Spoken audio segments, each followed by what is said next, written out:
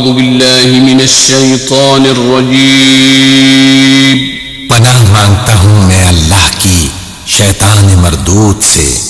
بسم الله الرحمن الرحيم। शुरू अल्लाह का नाम लेकर जो बड़ा मेहरबान निहायत रहम वाला है। أعوذ بالله من الشيطان الرجيم। पनाह मांगता हूँ मैं अल्लाह की शैतान मरदूद से। بسم الله الرحمن الرحيم। शुरू अल्लाह का नाम लेकर जो बड़ा मेहरबान निहायत। من يهده الله فلا مضل له ومن يضلله فلا هادي له ونشهد أن لا إله إلا الله وحده لا شريك له ونشهد أن سيدنا وسندنا وحبيبنا ومولانا محمدا عبده ورسوله الذي أرسل إلى الناس كافة بشيرا ونذيرا وداعيا إلى الله بإذنه وسراجا منيرا أما بعد فقد قال الله تعالى في كلامه المجيد وفي فرقانه الحميد أعوذ بالله من الشيطان الرجيم بسم الله الرحمن الرحيم وبشر الذين آمنوا وعملوا الصالحات أن لهم جنات تجري من تحتها الأنهار كلما رزقوا منها من ثمرة رزقا قالوا هذا الذي رزقنا من قبل وأتوا به متشابها ولهم فيها أزواج مطهرة وهم فيها خالدون. بارك الله لنا ولكم في القرآن العظيم ونفعنا وإياكم بالآيات والذكر الحكيم. صلى الله على سيدنا ومولانا محمد وعلى آله وأصحابه وسلم. صلى الله على سيدنا ومولانا محمد وعلى آله وأصحابه وسلم. بلغ العلا بكماله كشف الدجى بجماله حسنت جميع خصاله. صلوا إلهي दिखा दे हमें दियार मदीना इलाही बना दे हमें गुबार मदीना. बलगल उला बिकमालिही كشف الدجى بجماله حسنت جميع خصاله صلوا عليه لا إله إلا الله محمد رسول الله صلى الله عليه وسلم نهاية قابل احترام শাহ সৈয়দ তাজউদ্দিন রহমতুল্লাহ আলাই সমাজ কল্যাণ সংস্থা পরিষদ আয়োজিত আজকের এই ঐতিহাসিক মহাসম্মেলনের সভাপতি মদ্দাজিল্লাহুল আলী মুআজ্জাজ মুকাররম উলামায়ে কেরাম, উপস্থিত সমবেত সর্বস্তরের ইসলাম প্রিয় মুসলমান ভাইরা, পর্দার অন্তরালে অবস্থানরত অত্যন্ত শ্রদ্ধেয় মা ও বোনেরা, মহান আল্লাহ রাব্বুল আলামিনের দরবারে অসংখ্য অগণিত শুকর আদায় করছি, যিনি অত্যন্ত দয়া করে আজকের এই সম্মেলনে আমাদেরকে শরীক হওয়ার তৌফিক দান করেছেন। এই জন্য শুকর আদায় করছি আলহামদুলিল্লাহ। আমাকে বলা হয়েছে জান্নাত জাহান্নাম এবং জান্নাতের নিয়ামত আর জাহান্নামের ভয়াবহ আযাব সম্পর্কে আপনাদের সামনে আলোচনা করার জন্য। আল্লাহ রাব্বুল আলামিন যেন আমাকে ইখলাসের সাথে কথা বলার, আপনাদেরকে আমলের নিয়ত শোনার তৌফিক দান করেন, সকলে বলেন আমিন। আমি আমার আলোচনা শুরু করার আগে আপনাদের কাছ থেকে একটা কথা জানতে চাই। আমরা যা কিছু আলোচনা করব কোরআন হাদিস ভিত্তিক, সেই আলোচনা আপনাদের মানার এবং গ্রহণ করার ইচ্ছা এবং মনোভাব আছে তো ইনশাল্লাহ? আরো দরকার আছে? তাহলে কি পরিমাণ মানবেন প্রথমে বুঝালাই, আগে টেস্ট করে দেখি। যেই ভাইরা দাঁড়ায় আছেন আপনারা কতক্ষণ দাঁড়ায় থাকবেন? একটু কষ্ট করে মেহরবানি করে বসে গেলে আপনাদের জন্য আরাম হবে, মাহফিলও দেখতে সুন্দর হয়। আপনারাও যা বয়ে যান গা, যেখানে আছেন এখানে বসে যান। যদি বসেন তাহলে বোঝা যাবে যে আপনারা মানতে রাজি আছেন। মেহরবানি করে প্রত্যেকে বসে পড়ুন, কেউ দাঁড়ায় থাকবেন না, মেহরবানি করে বসে পড়ুন। আমার আলোচনা বেস্ট ও দুজকের আলোচনা, কথা বুঝছেন? যে লম্বা আলোচনা, একটু সময় আলোচনা করলে আপনারা শুনবেন তো ইনশাল্লাহ? না আমাকে রেখে আপনারা চলে যাবেন? আমি হলাম অধিবেশনের শেষ, খাবারের শেষে আসে দই, এর অর্থ হইল খাইলে খান নাইলে হলায় দেন, কথা বুঝছেন তো? আমারও অধিবেশন শেষ অধিবেশন, এর অবস্থা হইল খাইলে খান নাইলে হলায় দেন। আপনারা ফেরে কিছু আরো খালি আছে তো নাকি? এবার আসুন আমি আমার আলোচনায় চলে আসি। আল্লাহ রাব্বুল আলামিন অসংখ্য অগণিত মাখলুক সৃষ্টি করেছেন, এর মধ্যে মানুষ হলো আশরাফুল মাখলুকাত।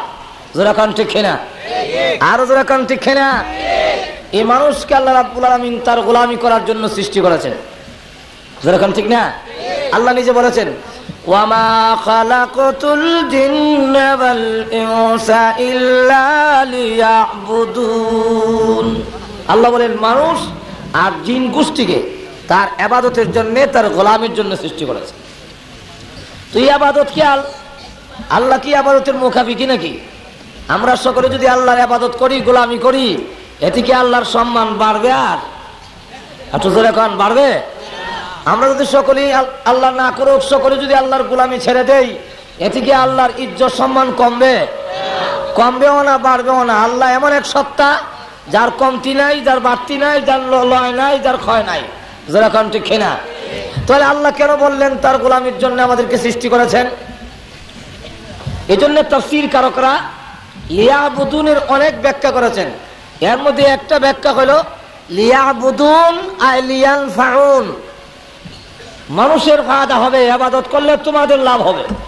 যারা কোন ঠিক না, মানুষ যদি আল্লাহর গোলামি করে, আল্লাহর দাসত্ব করে, এতে মানুষের লাভ। যারা কোন কার লাভ? আরো যারা কোন কার লাভ?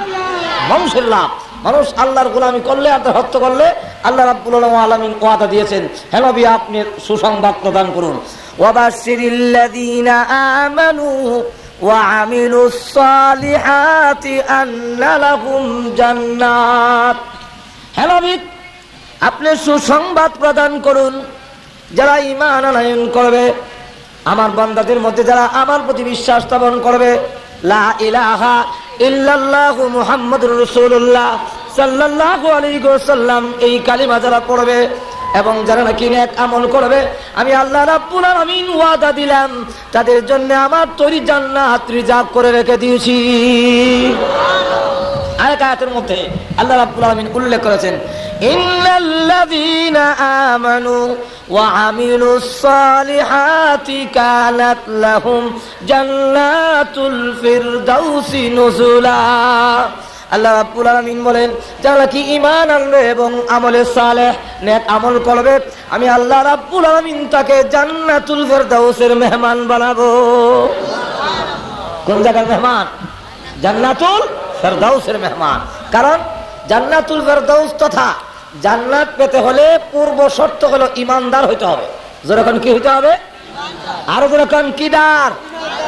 ঈমান না আনলে নবীর বাপ হইলো খাতির নাই। যেরকম ঠিক না? ভাইরা আমার, দুনিয়ার সমৃদ্ধির জন্য, দুনিয়ার উন্নতির জন্য, দুনিয়ার ইজ্জত পাওয়ার জন্য সেখানে ঈমান শর্ত নয়। হোক সে মুমিন হোক সে কাফের, সকলকে আল্লাহ রাব্বুল আলামিন দুনিয়ার সমৃদ্ধি, দুনিয়ার উন্নতি, বেঈমান কাফেরদেরকে আল্লাহ রাব্বুল আলামিন দান করবেন দুনিয়ার ইজ্জত। আল্লাহ রাব্বুল আলামিন যেমন মুমিনকে দিয়েছেন, কাফেরকে দেন নাই? আর জোরে কোন দেন নাই? বিশ্বের সবচেয়ে বড় প্রেসিডেন্টের নাম কি? আরো জোরে কোন কি? বুশ। তাহলে এই বুশ রাষ্ট্রীয় সম্মান পাইছে না পাইছে না? আরো জোরে কোন পায় নাই? তাহলে আল্লাহ রাব্বুল আলামিন কাফেরদেরকেও সম্মান দেন, কাফেরদেরকেও ইজ্জত দেন। তার পবিত্র কোরআন শরীফে সূরা বনী ইসরাঈলের মধ্যে উল্লেখ করেছেন, আল্লাহ রাব্বুল আলামিন কাফেরদেরকেও দুনিয়ার সম্মান দিবেন, দুনিয়ার ইজ্জত দিবেন, আবার মুমিনদেরকেও দিবেন। তবে কাফেরের চাইতে মুমিনদেরকে ইজ্জত, সম্মান, ধন সম্পদ আরো বেশি দিবেন। যেরকম ঠিক না? তাহলে এই পৃথিবীর মালিক আল্লাহ।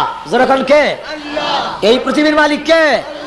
আল্লাহ। যদি পৃথিবীর মালিক হয়ে থাকে, রাজত্বের মালিক যদি আল্লাহ হয়ে থাকে, বুশ প্রেসিডেন্ট হয় কোন যুক্তিতে? যেরকম ঠিক না?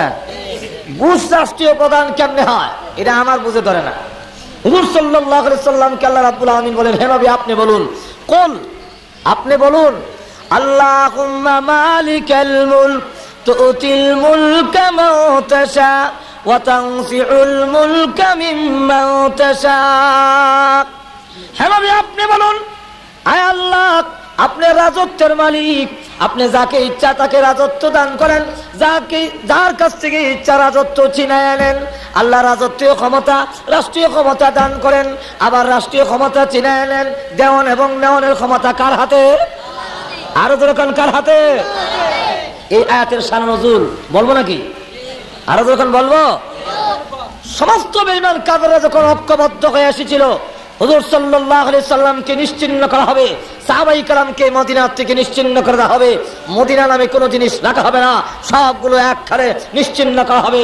যেইভাবে আজ আফগানিস্তানের জমিনকে নিশ্চিহ্ন করার জন্য সমস্ত বেঈমান কাফের ঐক্যবদ্ধ হয়ে ওসামা বিন লাদেনের নাম দিয়া আফগানিস্তানকে নিশ্চিহ্ন করার ষড়যন্ত্র করে সকল দল মত নির্বিশেষে ঐক্যবদ্ধ হয়ে আসছে।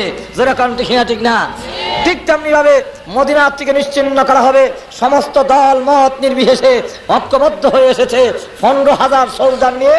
এদের মধ্যে 4,000 সোলজার আছে, সৈন্য আছে, যারা একজন 1,000 সৈন্যের মোকাবেলা করতে পারে। হুজুর সাল্লাল্লাহু আলাইহি সাল্লাম তখন সাহাবীদেরকে নিয়ে পরামর্শে বসলেন কি করা যায়। তো সাহাবীদের মধ্যে একজন সাহাবী ছিলেন, তার নাম হলো সালমান ফারসি রাদিয়াল্লাহু আনহু।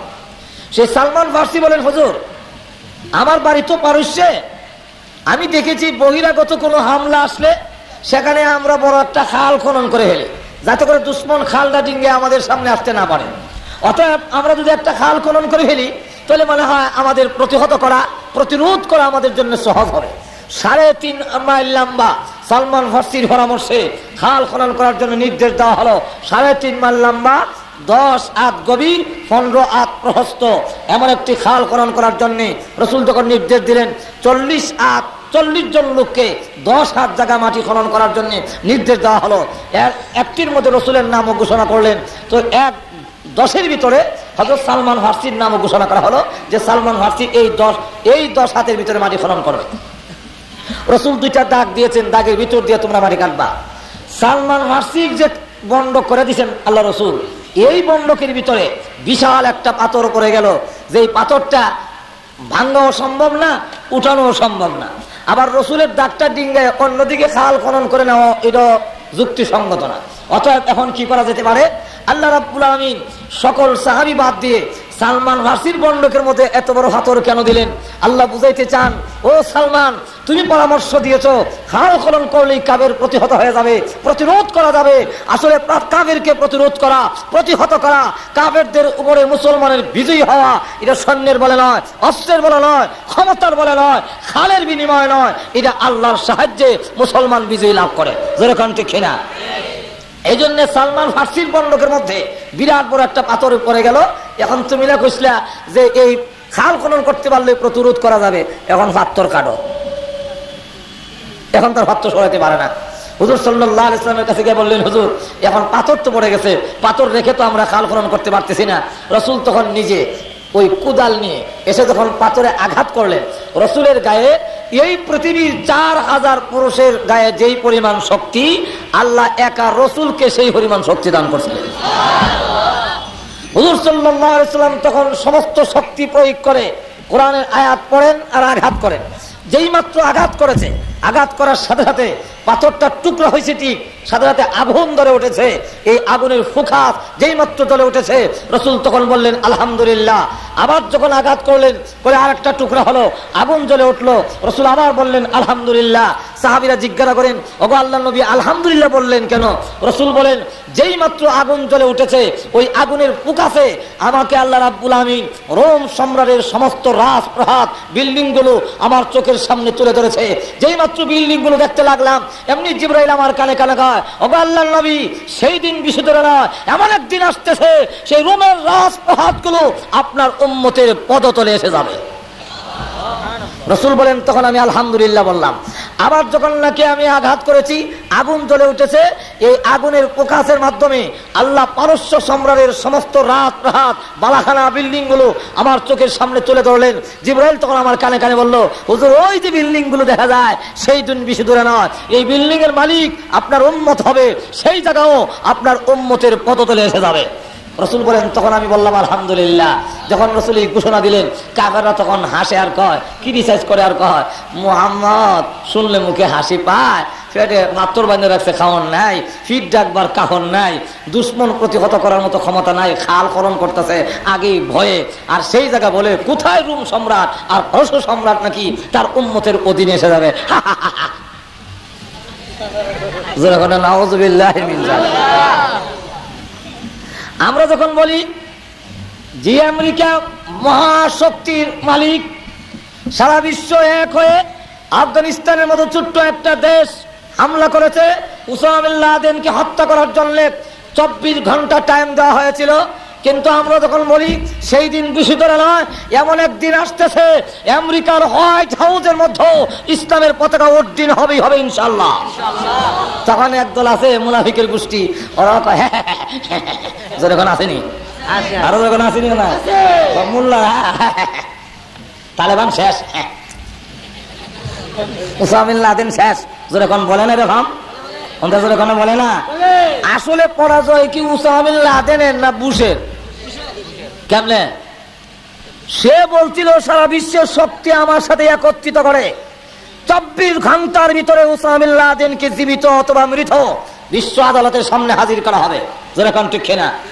24 ঘন্টা গেল, 24 দিন গেল, 24 সপ্তাহ গেল, 24 মাস যাওয়ার পথে উসামাকে গ্রেফতার করবে দূরের কথা, তার পাগড়ির লেজে লাগালো এখনো হয়নি। যেরকম ঠিক না?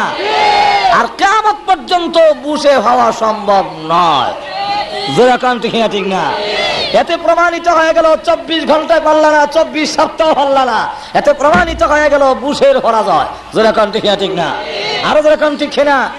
আর দেখা গেল তালেবান শেষ, মোল্লা ওমর শেষ, সব শেষ। কিন্তু মাঝে মাঝে আবার দেখা যায় গর্তের ভিতর থেকে বের হইয়া এমন মাইর দেয়, একদিনের মাইরে 220 জন নাই, হাসপাতালের কোনো সিট খালি নাই, আমেরিকার সৈন্য আহত সৈন্যের কারণে। যেরকম ঠিক না?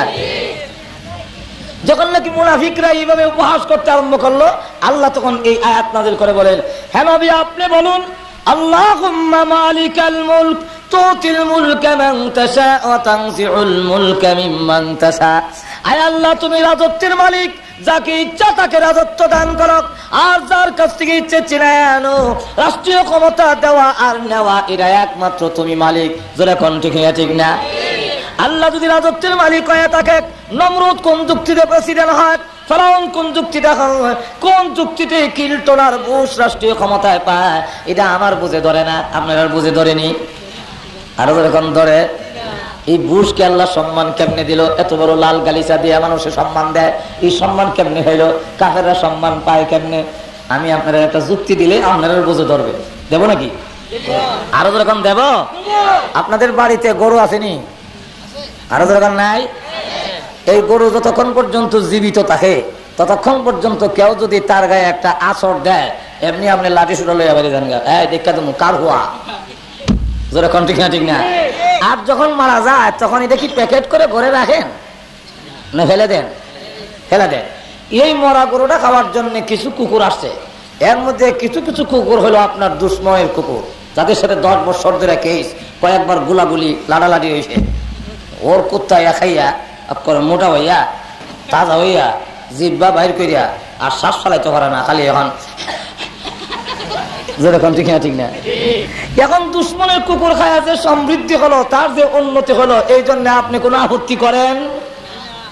কিছু হা না জোরে করেন, আরো জোরে কোনো আপত্তি করেন?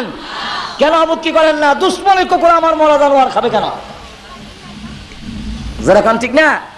দুশ্মনের কুকুর খাইলে আপনি আপত্তি করেন না, আপনার মরা জানোয়ারটা। ঠিক তেমনি ভাবে রাসূল দৃষ্টান্ত দিয়ে বোঝান, ডাস্টবিন ময়লা আবর্জনা যেখানে ফেলায় সেখানে মধ্যে একটা মৃত অসম্পূর্ণ বকরির বাচ্চা পড়ে আছে। রাসূল তখন হাত দিয়ে ইশারা দিয়ে বলেন, ও সাহাবীরা, এই মৃত প্রাণীরা কেউ তোমরা পয়সাটা কিনে নিবা? কৌদুর পয়সা মাগনা দিল নিতাম না। আল্লাহ হাবিব বলেন, সাহাবীরা, এই মৃত প্রাণীর যেমন তোমাদের কাছে কোনো কাদর নেই, কোনো ইজ্জত নেই, কোনো সম্মান নেই। আর দুনিয়া জিফাতুন, এই পৃথিবীটা হলো সম্পূর্ণ একটা মৃত প্রাণী আল্লাহর কাছে।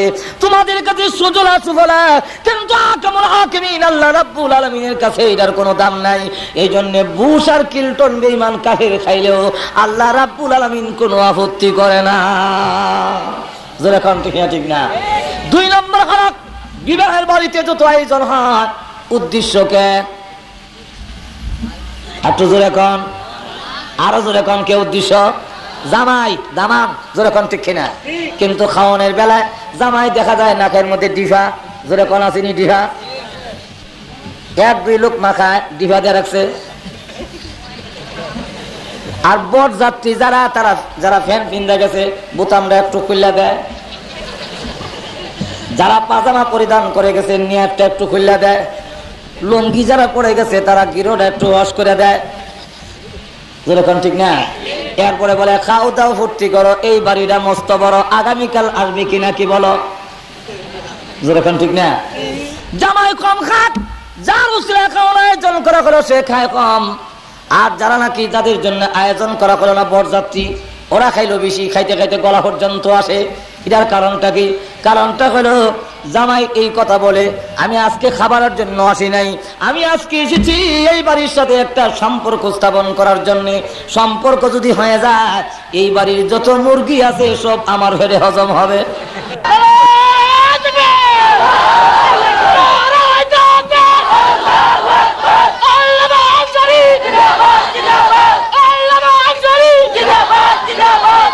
আর যেই সমস্ত বেঈমান কাফেররা, তারা যেহেতু জান্নাতে কোনো খাবার নাই, তারা তখন স্লোগান দেয়, গান গায়, খাও দাও ফুর্তি করো, এই বাড়িটা মস্ত বড়, এই পৃথিবী মস্ত বড়, আগামীকাল বাঁচবে কিনা কি জানো? যেমনি মন চায় sex free, free mind, free sex, যা চায় তা বুক করো, যা চায় জনশক্তি প্রয়োগ করো, কোনো আপত্তি নাই, কারণ জান্নাতের খাবার আমাদের কপালে নাই। জোরে কোন ঠিক না? ঠিক না? আরো জোরে কোন ঠিক না? আল্লাহ রাব্বুল আলামিন বলেন, তোমরা জনমের মতো খাও, কিয়ামতের দিন তোমাদেরকে জান্নাতি নিয়ামত দেওয়া হবে না। যেমনি ভাবে আন্দরমহলের যখন ডাক আসে, আন্দরমহলের ভিতরে যখন যায়, তখন শুধু জামাই নাকটি ফাটিয়া যায়, দরজা বন্ধ করে রাখার কোনো বিধান নাই। আমাদের দেশে যদিও জামাইয়ের সাথে কলমদ্দি সলমদ্দি দুলাভাই যায়, হ্যাঁ, শরীয়তের বিধানে নাই, শুধু জামাই যাবে, কিন্তু আবার গেলে দরজা বন্ধ করে রাখে, সালাম দেয়, এটা আমাদের দেশের নিয়ম। সিলুক দেয়, আসসালামু আলাইকুম ভাই, এনে জামাই আইসে বিয়ে করতো, আপনারা আইসেন কেনে? যেরকম ঠিক কিনা? ওরা আবার জবাব শিক্ষা গেছে, যারা বিয়ে করছেন না আপনারা শিক্ষা যায় না আমার কাছ থেকে। এখন আবার তারা কয় ওয়ালাইকুম সালাম ভাই, ওবা জামাই আইসে বিয়ে করতো, আমরা আইসি শোভা। যেরকম ঠিক না? ঠিক না? দরজা বন্ধ করার কোনো বিধান নাই, কিন্তু বন্ধ রাখে। যাই হোক, ওই দিকে যাবো না। এরপরে জামাই ঢুকার পারমিশন দেয়। বরযাত্রী যদি ভিতরে যেতে চায়, সেখানে একজন সুন্দরী রূপসী ষোড়শী কন্যা ঘোমটা দিয়ে সুন্দর শাড়ি আঁচল একবারে নতুন শাড়ি পরিধান করে অলংকার লাগাইয়া আন্দরমহলের ভিতরে মাথা নিচু করে বসে আছে। ওই মহিলারা বরযাত্রীর জন্য নয়, শুধু জামাইয়ের জন্য রিজার্ভ করা আছে। যেরকম ঠিক না? ঠিক না? সেখানে যদি কোনো বরযাত্রী উকি দেয়, এমনি বাড়ির যেই কেহ যদি দেখে গাঁটটা ধরে নিয়ে বরযাত্রীর ঘরে, এই গলা তা হয়, এই গলা যায় না। যেরকম ঠিক না? ঠিক না? বরযাত্রীর ঘরে যাইতে দেয় না, দেখা এই জামার ঘরে আন্দরমহলে যেতে দেয় না, বরযাত্রীর ঘরে পৌঁছায় দেয়। ঠিক তেমনি ভাবে কিয়ামতের কঠিন ময়দানে আল্লাহ ডাক দিয়ে বলবেন, উদখুলুহা বিসালামিন আমিনিন। এই মানলারা, জান্নাতের গেট তোর জন্য উন্মুক্ত, তোর জন্য খুলে দেওয়া হয়েছে। ভিতরে গিয়ে দেখ ষোড়শী সুন্দরী রূপসী কন্যা এমন সুন্দর আঁচল মাথায় দিয়া, মাথা নিচের দিকে দিয়ে তোর জন্য অপেক্ষা করতেছে। তার মাথার আঁচলটা, এই যে শাড়ির যে আঁচল, এটার দাম তামাম পৃথিবী বিক্রি করলেও আল্লাহ রসুল বলেন জান্নাতি হুর ও গিলমানের শাড়ির আঁচলের দাম হবে না। সেই কোনটা দিয়ে সুন্দরের বসি কন্যা অলংকার লাগাইয়া জান্নাতের ভিতরে আন্দরমহলে যখন নাকি মাথা নিচের দিকে নিয়ে বসে আছে, ফেরেশতারা বলে ভিতরে ঢুকো, আন্দরমহলে ঢুকো। এমন সময় যদি কোনো বেঈমান কাফের ওই জান্নাতের আন্দরমহলের দিকে উকি মারে, আমরা তো বরযাত্রী ছিলাম, এখন আমি জান্নাতের ভিতরে যেতে চাই, আন্দরমহলে যেতে চাই, এমনি ফেরেশতারা গাঁট ধরে ধাক্কা দিবে আর বলবে ওয়ামতাজুল ইয়াউমা আইয়ুহাল মুজরিমুন, যা জাহান্নামের ঘর, এটা হলো তোদের বরযাত্রীর ঘর, সেখানে যা, জান্নাতের আন্দরমহলে তোর মতো বুশের জায়গা নাই। যেরকম ঠিক না? ঠিক না? আরো যেরকম ঠিক কিনা? এজন্য আসল পরকালের নিয়ামত পাইতে হইলে, দুনিয়ার নিয়ামত, দুনিয়ার সমৃদ্ধি, দুনিয়ার উন্নতি, দুনিয়ার ইজ্জত পাইতে হলে ঈমান শর্ত নয়, ঈমানদার হইতে হবে না। কিন্তু আখিরাতের নিয়ামত পাইতে হলে ঈমানদার লাগবে না? লাগবে না? আরো যেরকম লাগবে কিনা? আর না নবীর বাবা কইল খাতির নাই। ইব্রাহিম আলাইহিস সালাতু সালাম সম্পর্কে হযরত ইব্রাহিম আলাইহিস সালাম দোয়া করেন বাবা সম্পর্কে, কারণ বাবা সম্পর্কে ওনার তখন জানা ছিল না, উনি কোন অবস্থায় মারা গেছে তা তো জানা নাই। তাই তিনি ডাক দিয়ে বলেন, পরওয়ারদিগার রব্বুল আলামিন, আমার আব্বা যে আজরটা করেছিল গো, আমার আব্বারে জাহান্নামের আগুন থেকে মাফ দিয়ে দাও। আল্লাহ ডাক দিলেন, ইব্রাহিম তুমি কি আমার বিধান ভুলে গেছো? তুমি কি আমার বিধানের কথা মনে নাই? ঈমান না আনলে আমি আল্লাহ কাউকে মাফ দেই না। যেরকম ঠিক না? ঘুমাই গেছেন? তুমি আসতে কই, ঘুমাই গেছেন নাকি আপনারা? ঈমান না আনলে মাফ দেয় না। শর্ত হলে ঈমান আনতে হবে। আল্লাহর হাবিবের সন্ধান পাওয়া যায় না, কিছু সময়ের জন্য রাসূলের কোনো খোঁজ পাওয়া যায় না। এমনি সকল দিকে সাহাবেরা বের হয়ে গেলেন। ওমর একদিকে বের হলেন, আবু বকর একদিকে বের হয়ে গেলেন, হযরত আবু হুরায়রা আরেকদিকে বের হয়ে গেলেন। ওমর হাতে তরবারি ডাকতে বলে, রে মদিনার মুনাফিকরা, আরে মদিনার বেঈমান কাফিররা, রাসূলের অনুসন্ধান করব, রাহমাতুল লিল আলামিনের সন্ধান যদি না পাই, আমি খাত্তাবের ছেলে ওমরের হাত থেকে একটা রেহাই পাবো না, সবগুলো আমি হত্যা করে ফেলবো। খলিফাতুল মুসলিমিন ওমর হাতে তরবারি নিয়ে ফেলেছে। আবু হুরায়রা একদিকে বের হয়ে গেল। আবু হুরায়রা বলেন, রাসূল কোন দিকে গেছে, কোথায় গেছেন তা কিভাবে আমি খুঁজে বের করব?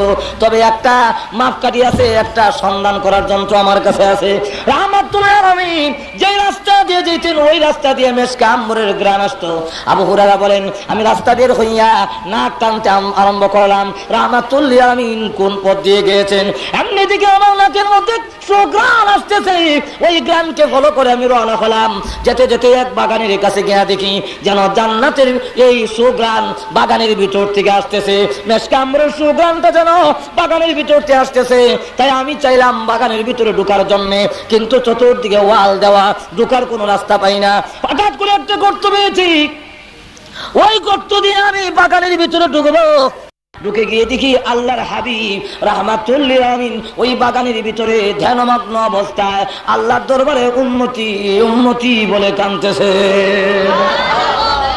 আমি জানতে বললাম, ইয়া রাসূলুল্লাহ, ইয়া হাবিবাল্লাহ, সমস্ত সাহাবীরা পাগলে না হয়ে গেছে, মদিনায় কিয়ামত দাঁড়িয়ে হয়ে গেছে, আপনি বাগানের ভিতরে উম্মতি উম্মতি বলে কাঁদেন, মেহেরবানি করে বের হয়ে আসুন। আল্লাহর হাবিব বলেন, ওরে আবু হুরায়রা, এই মুহূর্তে আমি বের হব না। আমার কান্দার কারণে আল্লাহর রহমতের সাগরে জোশ উঠে গেছে। আল্লাহ রাব্বুল আলামিনের দরবারে আমি উম্মতি উম্মতি বলে কেঁদেছি। সকল উম্মত, সকল মানুষ রাসূলের উম্মত, ইহুদি, খ্রিস্টান, বৌদ্ধ, মুশরিক, মুসলমান সব তো রাসূলের উম্মত। যেরকম ঠিক না? উম্মত দুই প্রকার, একদল উম্মতের নাম উম্মতে ইজাবত, আর এক উম্মতের নাম হলো উম্মতে দাওয়াত। একদল উম্মত রাসূলের দাওয়াত গ্রহণ করেছে, আর একদল উম্মতে রাসূলের দাওয়াত গ্রহণ করে নাই। বেঈমান কাফেররা রাসূলের দাওয়াত গ্রহণ করে নাই। রাসূল সকল উম্মতের জন্য কান্দে, আল্লাহুম্মা উম্মতি, আল্লাহুম্মা উম্মতি। উম্মতের ভিতরে ইহুদি আছে, উম্মতের ভিতরে খ্রিস্টান আছে, উম্মতের ভিতরে মুশরিক আছে। রাসূল সকল উম্মতের জন্য কান্না। এই কান্না দেখে আল্লাহ দয়া এসে গেছি। আল্লাহ রাব্বুল আলামিন ডাক দিয়ে বলেন, নবী আমার, আমি আপনার দরখাস্ত মঞ্জুর করলাম, আর কান্দেন না গো, তবে একটা শর্তের সাথে আমি আল্লাহ আপনার উম্মতকে জান্নাত দিব।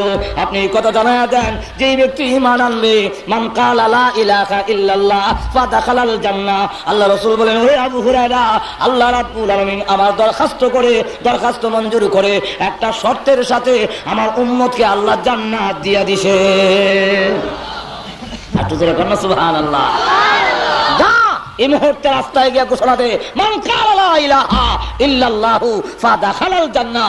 মান হলো এখানে শর্ত হলো, মান যেটা এটা মানে শর্তিয়া বলা হয়। শর্ত হলো যেই ব্যক্তি লা ইলাহা ইল্লাল্লাহ পড়বে, আর তার দাদা হলো, তার প্রতিদান হলো ফাদাখালাল জান্নাহ। তার শর্ত হলো দাখালাল জান্নাহ, তার দাদা হলো, আর শর্ত হলো লা ইলাহা ইল্লাল্লাহ। যেই ব্যক্তি লা ইলাহা ইল্লাল্লাহ পড়বে, তার প্রতিদান হলো জান্নাত।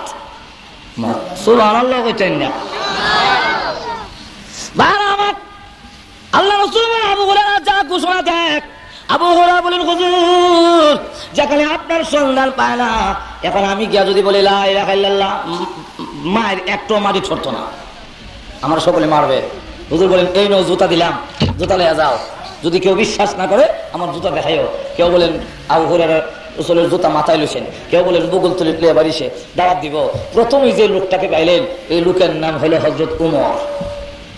কি নাম? গরম না ঠান্ডা? ওমর, রাসূলের সন্ধান পাইছি। পাইছো? কোথায়? কোথায় বলবো পরে? আগে বলো লা ইলাহা ইল্লাল্লাহ ফাদাখালাল জান্নাহ। ওমর কয়, হ্যাঁ লা ইলাহা ইল্লাল্লাহ, মাস একটা সব। হযরত আবু হুরায়রা বলেন, খাররাল ইস্তি, আমি সর খাইয়া গুজে গিয়া আমার 17 জন পড়ছে। আর উমরের সবটা রাসূল বলছেন দাওয়াত দেওয়ার জন্য, তুমি আমার সর মারলা, আমি এখন রাসূলের কাছে বিচার দেব। ধরে গেছে, হুজুর আপনি বলেন না দাওয়াত দেওয়ার জন্য? হ্যাঁ বলছি। আমার উমরের সর মারলো গেলা, দেখে উমর ভিজে খারা। হ্যাঁ, তুমি অত তাড়াতাড়ি কেমন আইলে? আমার কান্দ ভর দিয়েছ। কত এই যে উমর খারা, আমার সর মারছ। কেউ মার সর মারলা কেন? হুজুর আপনি তো আল্লাহর রহমতের সাগরে ডুবন্ত ছিলেন, আপনি যে বলছেন তা তো সত্য, কিন্তু সাধারণ পাবলিক এটার অর্থ বুঝবে না। তারা মনে করবো নামাজ না পড়লেও চলবো, লা ইলাহা ইল্লাল্লাহ বললেই সারবো। রাসূল বলেন, আবু হুরায়রা, উমর যেটা বুঝছে ঠিকই বুঝছে, আর সাবধান এইভাবে কইও না। তো শর্ত হলো লা ইলাহা ইল্লাল্লাহ, এই শর্ত দেওয়া হয়েছে। তুমি কি সেই বিধান ভুলে গেছো? ও ইব্রাহিম, তুমি কি জানো না আমি কাফেরদেরকে মাফ দিব না? ইব্রাহিম আলাইহিস সালাম ডাক দেন, আল্লাহ তুমি তো তাও বলেছো পয়গম্বরদেরকে কিয়ামতের ময়দানে কোনো অপমান করবে না। এটা তো ঠিক। তো দুইটা ঠিক হয় কেমনে? একটা না ঠিক হইব? আল্লাহ দুটোই ঠিক, দুটোটা ঠিক কেমনে? কেমনে দেখবা নাকি? বলে হ্যাঁ, এমনি ইব্রাহিম আলাইহিস সালাতু ওয়াস সালামের দুই হাতের মাঝখান দিয়া জাহান্নাম পর্যন্ত সমস্ত পর্দা সরাই দেওয়া হয়েছে। ইব্রাহিম আলাইহিস সালাম জাহান্নামের দিকে তাকায় দেখেন অদ্ভুত একটা প্রাণী জাহান্নামের আগুনে জ্বলতেছে। আল্লাহ, একটা প্রাণী যে জাহান্নামের আগুনে জ্বলতেছে সেটা তো চিনছি না। আল্লাহ ডাক দিয়ে বলেন, এটি হলো তোমার বাবা আজর ঠাকুরটা। হ্যাঁ, আজর ঠাকুর আমার আব্বা? বলে হ্যাঁ। তো সুরত তো চিনা যায় না? তো এটা আমি করছি। কেন করছেন? তো তোমার ইজ্জত সম্মান রক্ষার জন্য আমি তোমার আব্বার সুরত পরিবর্তন করে দিয়েছি, যাতে লোকেরা তোমার আব্বা চিন্না তোমাকে লজ্জা দিতে না পারে। আমি আল্লাহ সুরত পরিবর্তন করে দিয়েছি। পরকালের শান্তি পাওয়ার জন্য আল্লাহ রাব্বুল আলামিন ওয়াদা দিয়েছেন। তাই প্রথমে বলেন ওয়াবাশশিরিল্লাযীনা আমানু ওয়া আমিলুস সালিহাত। প্রথম নম্বর হলো ঈমান যারা আনবে। আল্লাহ রাব্বুল আলামিন বলেন, হ্যাঁ সুসংবাদ দেন আমার বান্দাদেরকে, যারা নাকি প্রথমে লা ইলাহা ইল্লাল্লাহ পড়ে ঈমান আনবে, আমি আল্লাহ তাদের জন্য আমার তৈরি জান্নাত রিজার্ভ করে রেখে দিয়েছি, যাকে ছোট্ট বেহেশত দেওয়া হবে। এই বেহেশতটা হবে এই পৃথিবী 10টা পৃথিবীর সমান। আর তো জোরে কন্যা সুবহানাল্লাহ। আর উপরেরটা কত বড় বলবো নাকি? আরো জোরে কোন বলবো? ছোটটা বড়টা বলতে গেলে একটু সময় লাগবে, আমার অসুবিধা হবে? আরো জোরে কোন অসুবিধা হবে? অসুবিধা না হলে শুনুন, জান্নাতুল ফেরদাউস কত বড়, সবটার মাপ দেওয়া সম্ভব নয়। শুধু জান্নাতুল ফেরদাউসের ভিতরে একটা মাঠ আছে, সেই মাঠটার বর্ণনাই দেই। জিবরাইল আলাইহিস সালাতু ওয়াস সালামের 600 নূরের পাকা আছে। এইভাবে পাকা প্রশস্ত করলে পৃথিবীর এক প্রান্ত থেকে আরেক প্রান্ত লাগাল হয়, একবার নিচের দিকে নামাইলে আবার উঠাইলে যে স্পিড হয় 1000 বছরের রাস্তা যেতে পারে। তাহলে 600 পাকা দিয়ে একবার নিচে নামাইলে উপর দিকে উঠাইলে কয় হাজার বছর যাইব? 6000। সুবহানাল্লাহ। জিবরাইল আলাইহিস সালাতু ওয়াস সালাম বলেন, হুজুর আমার 600 নূরের পাকা দিয়া আমি জান্নাতুল ফেরদাউসের ভিতরে একটা মাঠ আছে, যার নাম মাজিদ। ওই ময়দানের এক প্রান্ত থেকে আরেক প্রান্ত যাওয়ার জন্য আমার 600 নূরের পাখা দিয়া 70 বছর পর্যন্ত নামাইলাম উঠাইলাম, কিন্তু জান্নাতের ময়দানের কোন কুল কিনারা আমি পাইলাম না। এখন চিন্তা করেন, মাঠটা যদি এত বড় হয়। জিবরাইল আলাইহিস সালাতু ওয়াস সালাম বলেন, যেখানে সিদরাতুল মুনতাহা থেকে পৃথিবী পর্যন্ত আসতে গেলে একটা মানুষ চোখ উপর দিকে উঠাইয়া আবার এমনি নিচের দিকে নামাইতে চোখ ফাঁকি দিতে যদ্দূর সময় লাগে, এর ভিতরে সিদরাতুল মুনতাহা থেকে পৃথিবীতে আমি পৌঁছে যাই। একটু জোরে বলেন সুবহানাল্লাহ। তাহলে সেই জিবরাইল যদি 70 বছর ফাঁকা মাইরা ময়দানের কোনো কুল কিনার আসে না, তাহলে এবার চিন্তা করেন মাঠটা কত বড় আর জান্নাত কত বড়। একটু জোরে বলেন সুবহানাল্লাহ। বেহেশতের মধ্যে নিম্নে 100 তালা, উপরে হলো 6666 তালা। না সুবহানাল্লাহ কবেন কেমনে? ওই মুতি জিল গিয়া 30 তলা বিল্ডিং দেখা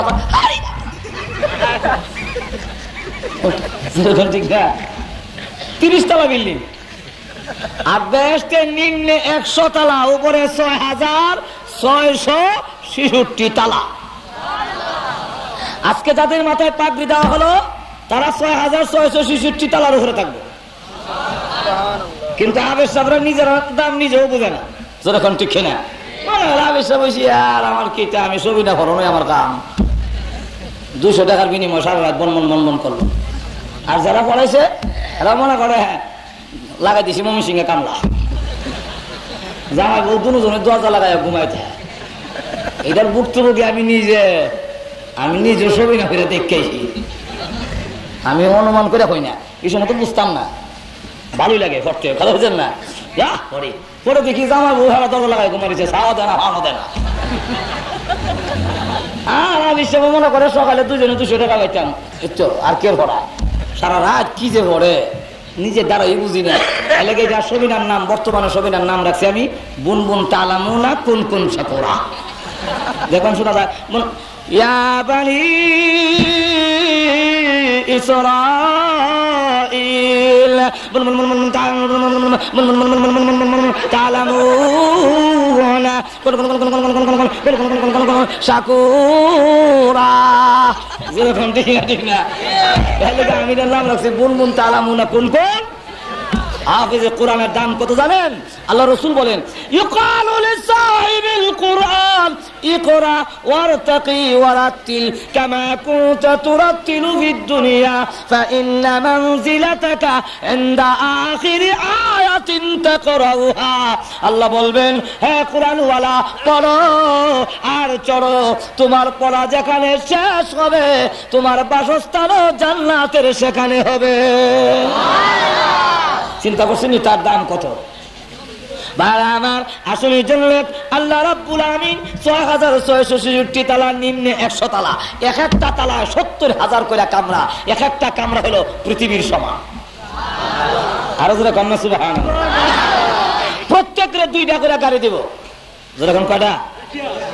একটা গাড়ি স্পেশাল, আর একটা হলো সপরিবারে চলবার লাগিয়া, যারা নিজে খালি মোটরসাইকেলের মতো চালাবেন, এটার স্পিড হলো প্রতি সেকেন্ডে ১,৮৬,০০০ মাইলের চেয়ে বেশি। আর সপরিবারে যারা যাবেন এটা আমরা ঘুরে ঘুরে যাব, কিন্তু ঘরতাম না। কথা বুঝছেন? এক একজন জান্নাতীকে ৮ লক্ষ খাদেম দেওয়া হবে, শুধু খাবার পরিবেশন করবে তাদের সংখ্যা হলো ৮০,০০০। আরো জোরে কন্যা কয় হাজার? ৮০,০০০। নিচে বউ হইবেন ৭০ জন, উপরে ২৫,০০০। সুবহানাল্লাহ করছেন না? এরপরে আবার দেখবেন আপনার স্বাস্থ্যটাও এরকম থাকবে না। সুবহানাল্লাহ। দাড়ি নাই, আপনার খালিস মুছও নাই। আপনারা করেন না তৈলে ভালো হয়েছে, ওখান থেকে সুরত ধরে লেছি। সুরত এখন দল লইতো না, এখন দাড়ি থাকতে হবে। এখন দাড়ি হলো পুরুষের বৈশিষ্ট্য। আপনি যে পুরুষ, যে কতখানে বুঝাইবেন, বুঝাইতে গেলে তো অনেক কাম করতে বোঝে, এগুলা শরীয়তে জায়েজ না। আমি পুরুষ কেমনে বুঝতাম? কমলে হ্যাঁ যেরকম ঠিক না, ঠিক না। পাঞ্জাবিতে জিজ্ঞেস তুমি মুসলমান হো? আমি মুসলমান। अगर मुसलमान है तो कलमा बताओ, तो দেখা যায় হিন্দুরও কালমা খেলাইছে, এরপর হয় কাপড়াও তারা। যেরকম ঠিক না, ঠিক না। আপনি যে পুরুষ বোঝাবেন কেমনে, বলে এটা আমার মুখে দাড়ি, যেরকম ঠিক না, ঠিক না। এটা হলো বীরত্বের লক্ষণ, শ্রেষ্ঠত্বের লক্ষণ। মনের রাজা হলো সিংহ, তার মুখে কেমন সাপ দাড়ি, যেরকম ঠিক না, ঠিক না। আরো যেরকম ঠিক না। এখন বেহেশতে যাওয়ার পরে দাড়ি থাকবে না, শুধু একজনের দাড়ি থাকবে, ওনার নাম আদম আলাইহিস সালাম। যেরকম কি নাম? আরো যেরকম কি নাম? আদম আলাইহিস সালামের দাড়ি থাকবে, আর কারো দাড়ি থাকবে না। কেন? উনি হলেন সকলের বাবা। ওনার দাড়ি না থাকলে আবার ছেলে আর বাপে ফেস লেগে যাবি। ওনার দাড়ি আর কারো দাড়ি নাই। সকল দাড়ি থাকবে না, মোষ থাকবে না, মাথায় আবার লম্বা চুল থাকবে। কারণ লম্বা চুল রাখতে আবার অনেকের একটু শখ আছে। যেরকম ঠিক না, ঠিক না। এখন দাড়ি নাই, মস্তানি মার্কা চুল। আল্লাহ বলেন তোর যা ভালো লাগে সবই শোনানো হবে, সবই দেওয়া হবে। লম্বা চুল, গলার মধ্যে স্বর্ণের চেইন। চেইন দেওয়ানোর শখ আসেনি? যেরকম নাই আমাদের সমাজে, নাই বিলে আমাদের সমাজে যুবকেরা চেইন দিয়া, গলার মধ্যে স্বর্ণের চেইন দিয়ে আবার ওই দিন শার্ট গাও দেয় না, ওই দিন আবার পাঞ্জাবি গাও দেয়। কারণ শার্ট গাও দিলে চেইনটা দেখা যায় না, পাঞ্জাবি হইলে বোতামটা করলে। যেরকম ঠিক না, ঠিক না। এখন স্বর্ণের চেইন দেখা যাওয়ার জন্য গলা স্বর্ণের চেইন, হাতের মধ্যে আমার কথা না, কোরআন শরীফের আয়াত সবটি কখনো সমান হয় আমার কথা বুঝছেন। তাহলে আবার দুজকে যাইতে যখন যাওয়া লাগতো না, আসল করুন আস্ত রয়েছে সেখানে। যেরকম ঠিক না, ঠিক না। আগে একটু ইয়েটা সেটা যদি বুক না লাগে তা সে বুক লাগাই দেয়, এরপরে ফোনেরটা পরে। এখন এই অবস্থায় যখন নাকি দেখা গেল যে গলার মধ্যে স্বর্ণের চেইন, হাতের মধ্যে স্বর্ণের মালা, এরপরে আবার সুবহানাল্লাহ লম্বা হবে ৬০ হাত, ফাঁস হলো ৭ হাত। আমার দুনো হাত প্রহস্ত করছি, ৭ হাত হয়েছিনি। আর যখন হয়েছে স্টেজটার এমন প্রায় কাছাইব এমন ফাঁস। আর লম্বা হইলো ৬০ হাত। আদম আলাইহিস সালামের সমান লম্বা হবে। আর গলার কণ্ঠস্বর থাকবে দাউদ আলাইহিস সালামের মতো। কারণ গলার আওয়াজ যদি ভালো না হয়, অনেক সময় মনের আশাটা পূরণ হয় না। ঠান্ডার রাত শেষ রাত্রে মনে চাইছে একটা গজল গাইতো, যেই মাত্র টান দিছে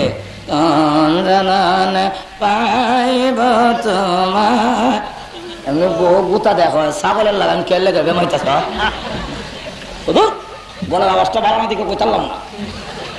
জান্নাতের ভিতরে কণ্ঠস্বর দাউদ আলাইহিস সালামের মতো হবে, আর চেহারার রং হবে ইউসুফ আলাইহিস সালামের মতো, চরিত্র হবে মুহাম্মদুর রাসূলুল্লাহর মতো। তখন তাকে এই জান্নাতি পুরুষ সুবহানাল্লাহ হুরুল গিলমান তার দিকে তাকাইয়া 10 বছর তাকাইয়া বলবো ইমন সুন্দর পুরুষ আর জীবনে কোনোদিন দেখছি না। বেহেশতের ভিতরে ঢুকবেন, আপনার জন্য যে এই চেয়ারটা হবে, চেয়ারটার উচ্চতা হলো আলা ফুরুশিম মারফুআ। এই আয়াতের ব্যাখ্যা রাসূল নিজে তাফসীর করেন, জমিন থেকে আকাশ পর্যন্ত উঁচা হবে, স্প্রিং। সুবহানাল্লাহ। ওর মধ্যে আবার অর্ধশায়িত চেয়ার, মুত্তাকিইনা আলা সুরুরিম মুতাকাবিলিন, এমনি অর্ধশায়িত, সামনে বউ সামনে আর আপনি চেয়ার, স্বামী স্ত্রী দুজন যদি ভালো একটা বাড়ির মধ্যে, এরপরে দুইজন দুই চেয়ার মধ্যে এমনি এলান দিয়ে বইয়া প্রেম আলাপ করা যায়, ওহ কত মজা। যেরকম ঠিক না? এই সময় যদি আবার চাকর চাকরানি খাদেম খুদ্দামেরা শরবত নিয়ে আসে, চা নিয়ে আসে, কফি নিয়ে আসে, আই সুবহানাল্লাহ ট্যাং শরবত নিয়ে আসে, তাহলে আরো জমে। যেরকম ঠিক না? ইয়াতুফু আলাইহিম বুলদানুম মুখাল্লাদুন বিআকওয়াবিন ওয়া বারিকা ওয়া কাসিম মিন মাইন। তখন দেখা যাবে দিয়া শরবত নিয়ে আসবে, আর এসে এসে শরবত দিবে, আপনার সামনাসামনি স্বামী স্ত্রী বসা। সুবহানাল্লাহি ওয়া বিহামদিহি। এখন আবার যে টেবিল আছে, এই টেবিলে খাওন, যখন নাকি শরবত টরবত খাইয়া একবারে আবার খাওন নিয়ে আসছে, 80,000 খাদেম খাবার মিশিয়ার, ওরা দুনো হাতে প্লেট আছে, এই হাতে প্লেট, এই হাতে প্লেট। এখন চিন্তা করেন 80 1,60,000 প্লেট খাবার আসবে, 70,000 প্রকারের আইটেম সামনে দেওয়া হয়েছে।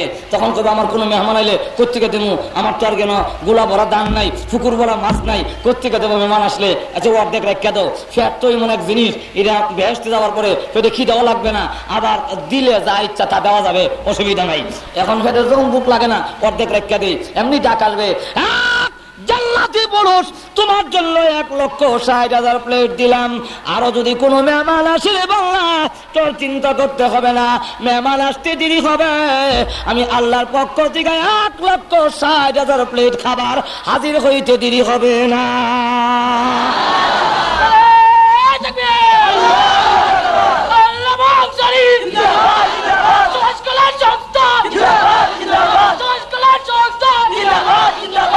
এইভাবে যখন নাকি খাবার নিয়ে আসবে, সুবহানাল্লাহ 1,60,000 প্লেট সামনে হাজির। এরপরে এগুলা খাইয়া আবার টেবিল আছে না, টেবিল দিয়া এটাও খাবার ভাঙ্গিয়া খাই লিব।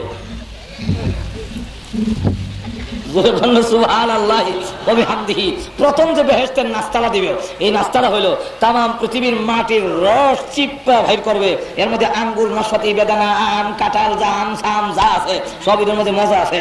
এই মজার রস একত্রিত করিয়া জাল দিয়া কাই বানাইয়া এটা তো রুটি বানানো হবে, আর মাছের কলজা দিয়া যখন খাওয়ান দিব, রুটিটা লাগায় মজা,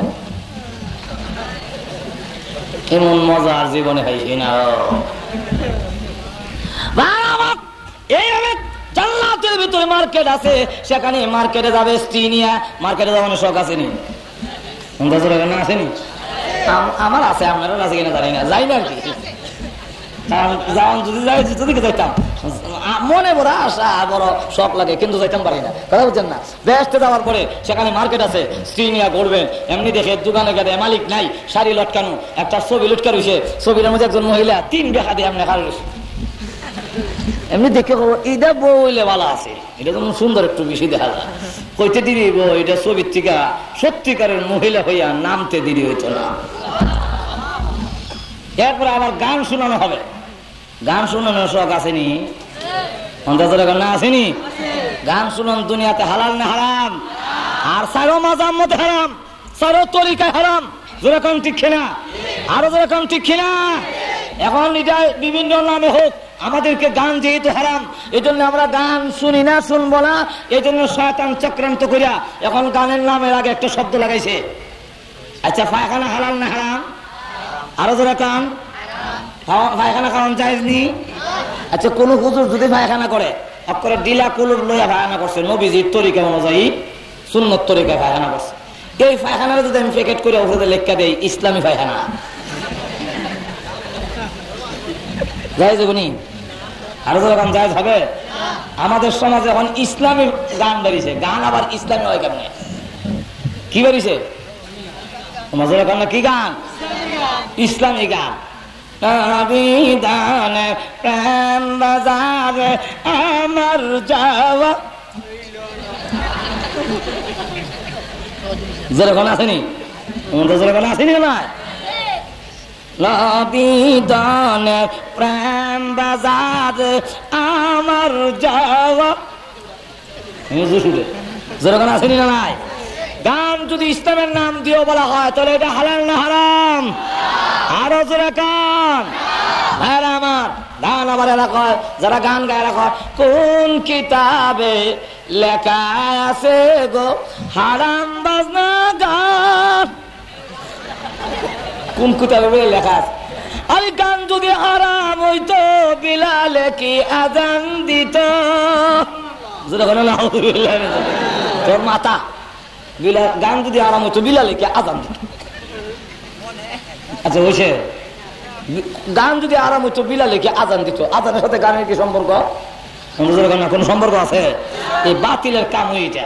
এরপরে আমাদের দেশের একজন গায়ক, সুবহানাল্লাহ, আপনাদের সিলেটের প্রসিদ্ধ গায়ক, তার নাম আমির উদ্দিন, আসেনি? আরো যখন আসেনি? তার কিছু কিছু গান আছে যেগুলা ইসলামের উপরে কটাক্ষ করা হয়, কিছু কিছু গান আছে যেগুলা ইসলামের উপরে আক্রমণ হয়। কেউ যদি ইসলামের উপরে কটাক্ষ করা কথা বলে, কেউ যদি ইসলামের বিধিবিধানের উপরে আক্রমণ করে, তখন তার ঈমান তাহে। আরো যে গান, তার কিছু লিখিত গান আমার কাছে জমা আছে, বলবো? আরো যখন বলবো দেখা দিই আপনাদেরকে। আরে মসজিদ যদি আল্লাহর ঘর হবে, নদী কেন ভাঙে? আমি তবা করতেছি, আমি বললাম গান গাই না, এটা চারটা গায়া দেখাইতেছি। নকলে কুহুর, কুহুর না বাস, কুহুরি নকল করলে কুহুরি হয় না। কথা বলছেন, আমি বুঝাবার জন্য বলতেছি, আমরা আবার কই না যে আপনি গান গাইছেন। আরে মসজিদ যদি আল্লাহর ঘর হবে, নদী কেন ভাঙে? কোরআন যদি আল্লাহর কিতাব হবে, তেল চুরা কেন খায়? অমুল্লাজি কোরআন বুঝা ফরনি। যখন আসেনি, আরো যখন আসেনি, আমরা তো শুনেন বলা নাই গান। তো তার কথায় কি বোঝা গেল?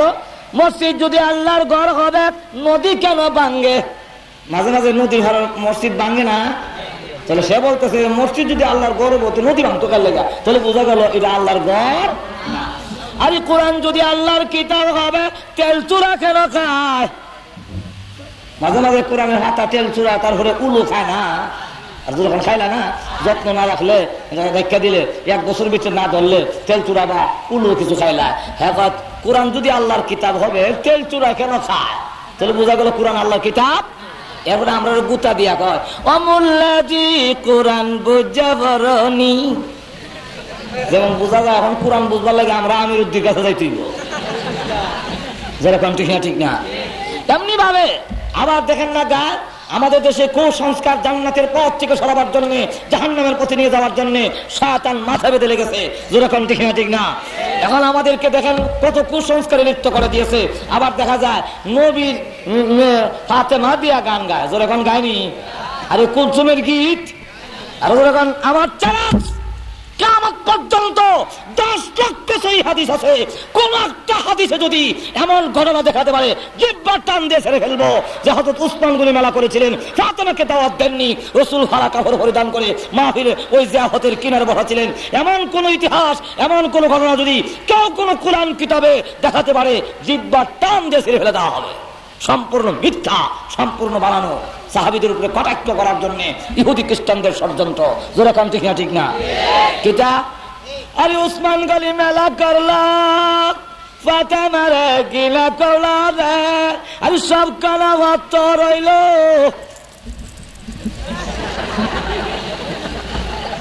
যেরকম আসেনি, যেরকম আসেনি না নাই? কোন সময় উসমান গনি মিলা করছিল, ফাতেমারে ঘৃণা করে দাওয়াত দিছিল না? নবীর সাহাবীদের চরিত্র বুঝি মনে ছিল, তখন অনেক যেরকম আসেনি কিছু লোক, আর যখন আসেনি না সম্পূর্ণ মিথ্যা। নবীর সাহাবীদের প্রতি এভাবে কটাক্ষ করে তারা কথা বলে, ঈমান থাকবে না যাইব? না থাকবে না যাইব? এটা এমনি গান গাই, এটা আলাদা কথা, কিন্তু আবার ইসলাম আক্রমণ করে কথা, এতে ঈমান ঈমান।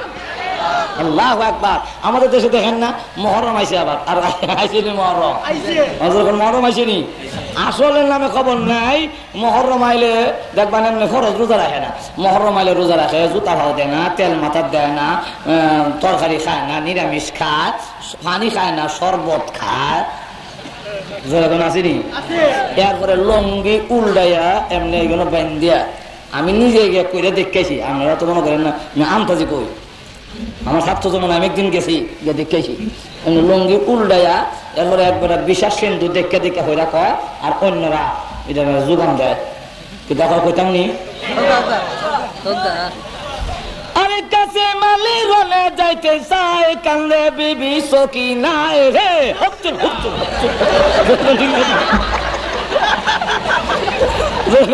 ঠিক না আরো জোরে কাম ঠিক কিনা আসেনি এরপরে কি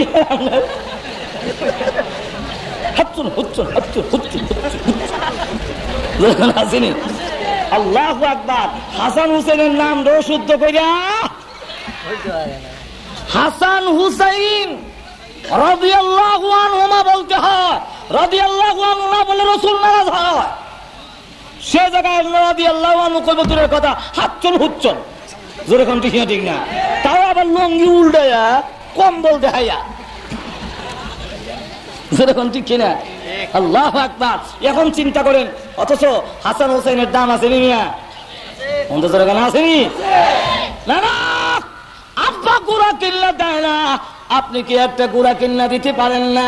আমরা দুই ভাই গুড়া দৌড়াবো।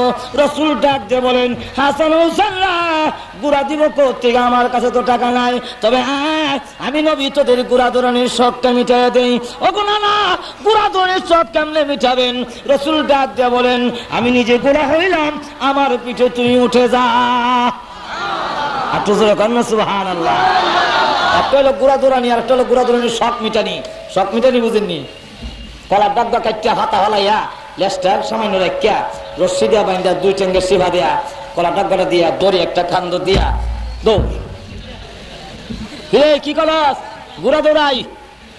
আচ্ছা গুড়া দৌড়াই না নিজে দৌড়ি? এটার নাম হলো নিজে দৌড়া গুড়া দৌড়ানির শখ মিটানি। যেরকম ঠিক না? গুড়া দৌড়ের শখটা মিটানো দেয়। আমার পিঠে উঠ, আমি নবী গুড়া হইলাম। রাসূল তারা ডুলা গাইয়া গুড়া হইয়া এখন বলেন আমার পিঠে উঠছে হুসাইন, আমি এখন গুড়া হয়ে গেলাম। হুসাইন রাসূলের পেটে উঠছে, উঠে এবার নাচে আর কয় গুড়া তো দৌড়ে, আমার গুড়া যে খাড়িয়া থাকে। এমনি রাসূল হাবুর করে দৌড়ে। হুসাইন ডাক দিলেন না, গুড়ার তো একটা লাগাম থাকে, লাগাম টানলে লাগাম না টানলে আরাম লাগে না, সব মিটে না। নবী গো ও না আমার গুড়ার যে লাগাম নাই। এমনি রাসূল তার মাথার সুন্নতি চুল থেকে এক গাছি চুল হুসাইন হাত দিয়া বলে না হুসাইন এটা হলো তোর গুড়ার লাগাম। এমনি রাসূলের চুল ধরে টানে, হুসাইন রাসূলের পিঠে নাচে। এই অবস্থায় খলিফাতুল মুসলিমিন ওমর ঘরের ভিতরে ঢুকছে, ঢুকিয়া গিয়া আল্লাহু আকবার।